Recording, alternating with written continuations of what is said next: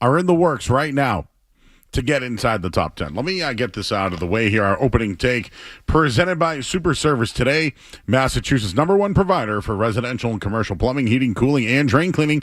Day or night, always done right. Visit superservicetoday.com. A lot is happening when it comes to the NBA draft tonight. I'll just say this. As it comes to the NBA draft, just think about this. A kid from Maine is going to be the #1 pick. Some kid from Maine who went to Duke is going to be the #1 pick. And if you think about contracts and how things are working, he might be the first billion-dollar player. He'll get his rookie contract, he'll sign an extension, then he'll get the Supermax, and then continue to make money. If he has the career that we all anticipate, he could be the first billion-dollar player.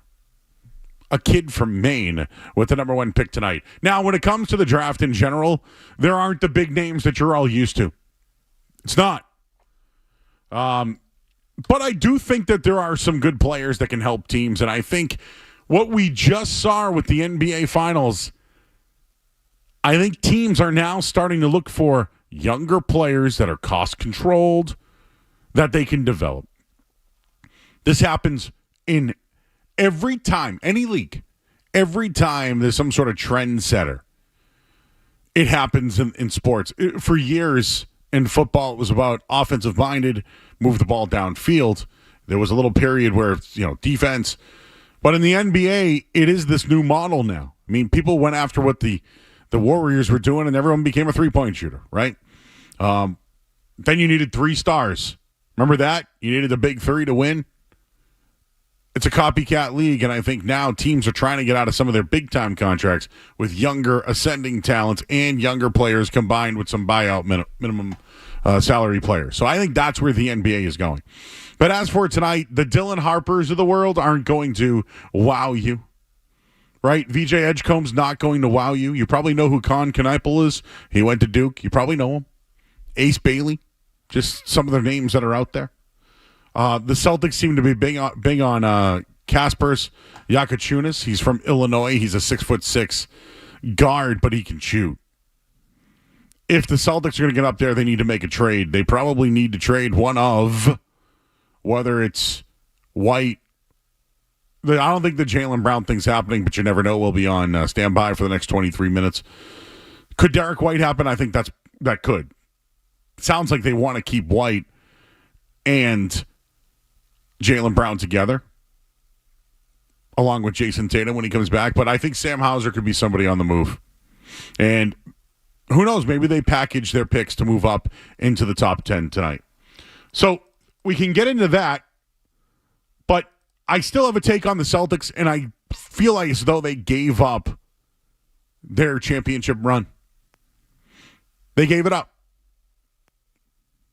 I don't like it. I understand it. I think they're going to lean on Joe Mazzulla now and the philosophy and the analytics instead of maybe coaching some players up. How could we forget that Joe Mazzulla is going into the last year of his deal? Do you think he's going to be a lame duck heading into the season? I don't.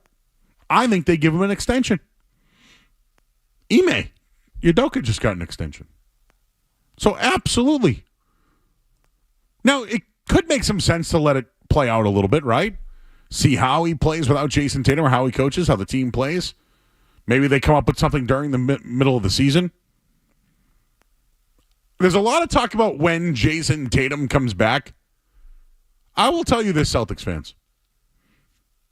I wouldn't look into it. I think what might be best for the Celtics is him not coming back early. I think you shouldn't analyze anything when it comes to the returns that they got dumping Kristaps Porzingis and trading Drew Holiday. Now, I do like Anthony Simon, but he's not an all-star. And he might not even be here long-term. Reading from Gary Washburn today, though, it sounds like they wanted him and kept him away from Orlando, who is now turning into one of the favorites in the wide-open Eastern Conference that is the NBA. The Celtics phone has been ringing today. Teams were offering top 10 picks for Derek White. There are many more moves to come for the Celtics this offseason. League sources told Brian Robb, our good friend today, Boston is looking to retool their roster for the future with Jason Tatum out. The Celtics did not want to trade Drew Holiday or Porzingis. They at least didn't intend to until Jason Tatum's injury, this according to Gary Washburn of the Boston Globe. The second apron of the league's salary cap was worth the penalty as long as the Celtics were playing into mid-June. Once Tatum got sidelined, that agenda changed. And the blueprint laid out by both the Thunder and Pacers, you hear that, is the recipe for success in the new CBA is youth, value contracts, and athleticism. I mentioned don't look into the return that the Celtics got for Porzingis and Holiday. Again, Simon is an expiring contract. Guy can shoot. Might not play defense, but he can shoot. Georgie Niang, local kid, right? Played at Tilton from Lawrence. Has had a little bit of a spat with Jaylen Brown in the past, if you remember. Shoots 41% from three. They need somewhat of a big that can shoot. I don't know if they're a part of it. That's why I'm not really looking into it. But do you notice the trend there? 3-point shooters. Simon, 38% for his career. Niang, 41%. What I've gotten from this trade period, it's not about that the run's over, because it is. That pisses me off. I'm upset about that. It's the fact that Joe Mazzulla, despite what happened this offseason, will probably get that extension instead of waiting it out and seeing if he can coach without Jason Tatum. I think he's going to get the extension. The other thing about the Simons deal that Washburn mentioned, he requested a trade before last season. He was in Orlando for Game 3 of the Celtics series. So, I don't know if he wanted to play for the Magic, but the Celtics blocked it. And just a couple of other things when it comes to that. Tyrese Halliburton is a torn Achilles. The Pacers are no longer the favorite out of the East. Right? The Celtics aren't. The Cavs probably are. Orlando's moving up. Detroit's moving up. The Knicks don't have a coach. The Magic did add Bane, a shooter. They lack a point guard. I mentioned the Pistons, who have yet to win a playoff series in a while. The East is wide open, and that's why I'm upset that the Celtics gave up on that run. Now, I know people are positive and think they're going to retool. I personally think they're going to even take off less money. What is the future of Al Horford? Do they bring Luke Cornett back? Now, Cornett has bird rights. He'll probably get a minimum deal. But there's a robust market for Al Horford. This team has no bigs. I'm going to say it again. The Celtics will not compete for a championship in a wide open Eastern Conference this year. I'm fine with dumping the salaries for the reason I'm not fine with ending the Celtics run. The Celtics had to adjust. These are changing times, no doubt about it. These trades were necessary and beneficial for the short and long term, but for the run that this team would have had, that is over. It's over for this year. When Tatum comes back, who knows? That's when I would put the chips back into the table. Again, it's draft night. We'll see what happens. A lot can happen. All I will tell you is the Celtics will try to save more money. Why pay a tax this year if you're not competing for a championship? I'll go along with it. I don't agree with it. I know why they're doing it. But you lost. I thought you lost it. I thought this team could go on a run. People are probably saying that right now about the Oklahoma City Thunder. Oh, look at all the draft picks. They could go win 5 in a row. I thought the Celtics could too. I wanted the Celtics to at least test ownership if they won back-to-back. Could you break up a team that it was going for a three-peat? Instead, they saw that Tatum was out, and they thought about the money and the changing times and what the new trend is in the NBA. Team's not going to compete for a championship next year, and that sucks. 617-779-0985. That's the phone number if you want to jump aboard. Oh, the Red Sox lost again. Let's get into that on the other side. I'm Joe Murray. You're listening to 98.5 The Sports Hub. Don't go anywhere. There's more Joe Murray. On the way on 98.5 The Sports Hub.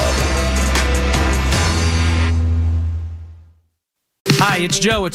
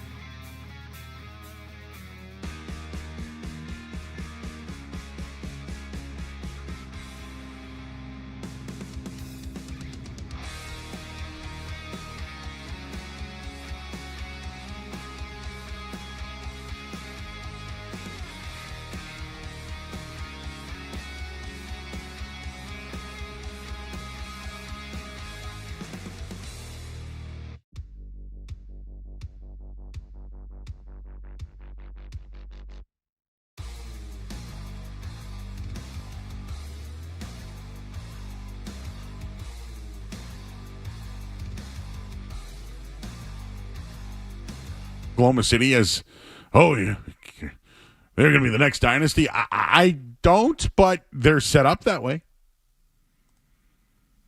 I do think, though, for the Celtics' sake, it might be in their best interest to not pay any tax this year. Let's just talk about this for one more second, because I do want to get into the Red Sox because they lost again, and it's bad, and it's horrible. And how many is that now? 5? 5 in a row or 6? I can't remember now. 5. Oh, thank you, Luke, back there. That's not good. 5 losses in a row? Not good. When it comes to the Celtics, though, pull back for a year. Pay no tax. I don't know how you sign Al Horford. I don't know how you sign Cornette in those cases. I think Cornette's bird rights. There are some trade exceptions that I can't figure out. We're learning on the fly with those. They're only $5 million away from the second apron. They need to free up more money. They need to do it to get their roster at the right limit. I don't know how they bring 2 bigs back with $5 million to play before the second apron. Unless they want to pay the second apron. Why would they make these moves to do that? I don't know. If anything, I think they get out of paying a tax at all, even in the first apron. I just don't know how they field a team at all. Maybe they're looking at the draft. Maybe they have their sights on someone that can be a plug and play. They've done it in the past. Danny Ainge did it with bigs in particular. Big Baby Davis was a big, played right away. Leon Poe could play right away. Robert Williams could play right away. So they need a big. I don't know where they're going to find it in this draft. There are a couple of guys late. You guys don't care about the names, but I do. Creighton had a big man that played with Baylor Shireman. Ryan Kalkbrenner, maybe he's there in the late first round, early second. I don't know. There are bigs available. They need to fill out their roster, and they're $5 million away from the second apron. I think they're giving up more money. That's my opinion on that. 617-779-0985. We do have the Revs game coming up in a little bit here, so we'll be back on after, though. Until 11 o'clock, we'll have any breaking news on our socials, so be sure to follow us there. If something major does happen, maybe we'll go on like YouTube or something to that degree. So, again, Revs coverage coming up in just a little bit. Red Sox lost again. Dick Fitz got the start tonight. Garrett Crochet, the starter yesterday, was outstanding, and they lost. I don't know how they keep doing that. They ruined another Crochet start. The Red Sox are now 40-42, 0-1 the second half of the season. So through 81 games, it's clear they're the worst defensive team in the league. They've suffered the most one-run losses in the league, most extra innings losses in the league. And if they've won at least half of those games, they're at 50 wins. But let's face it, they're not good enough. They're underwhelming. They're mediocre. The potential's there, but it's hard to take them seriously. Crochet was just outstanding again last night, but one run of run support. 7 innings, 10 strikeouts, and a loss. They're 10-7 in Crochet starts. He gave up 2 earned runs or fewer in 6 of those losses. He gave up 1 earned or fewer in 4 of those losses. Now, they went to Weiser in the 8th. I don't know if that's the role for him. I almost wonder if they should have went Chapman and then to a closer. Whatever it was, it fell apart. They traded Rafael Devers and they can't score runs. Think about the runs in the last 8 starts for Garrett Crochet. 2, 3, 2, 10 against the Yankees.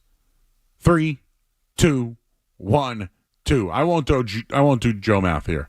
But 2.20 ERA in that stretch. The Red Sox are 4-4 in those games. Woof. Now, they were up 2-0 when I left the house today. I did the off-air show at Felger, so I really haven't been paying attention. I just saw that they lost 5-2. So I'm going to assume it was the pitching that they lost. Let me just take a quick look here. How'd the hitting do today? Okay, all right. Hey, Romy had a hit. Narvaez had a hit. Trevor Story had 2 hits. What did Roman Anthony do today?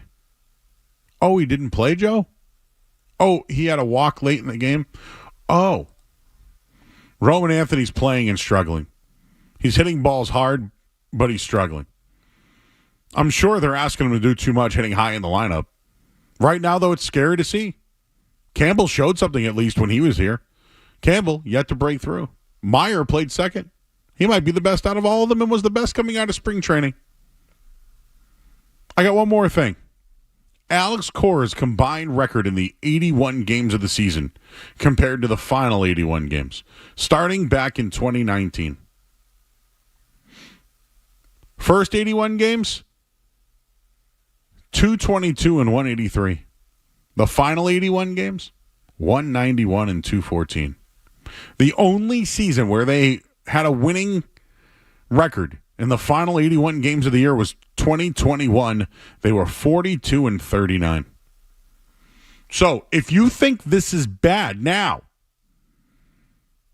they're already 0-1 in the final 81 games. So 80 games to go. They have a 47% winning percentage in the final 81 games since 2019 compared to the 55% in the first 81. It's going to get worse. It's going to get worse. Jerry, you got a minute, buddy. What's up? Hey, my feeling is that the green teamers have to open their eyes at what's going on with this new ownership, because I know that they're dumping salary and they don't care about the fans as far as I'm concerned. And the green teamers think everything is happy land, no matter what Stevens does.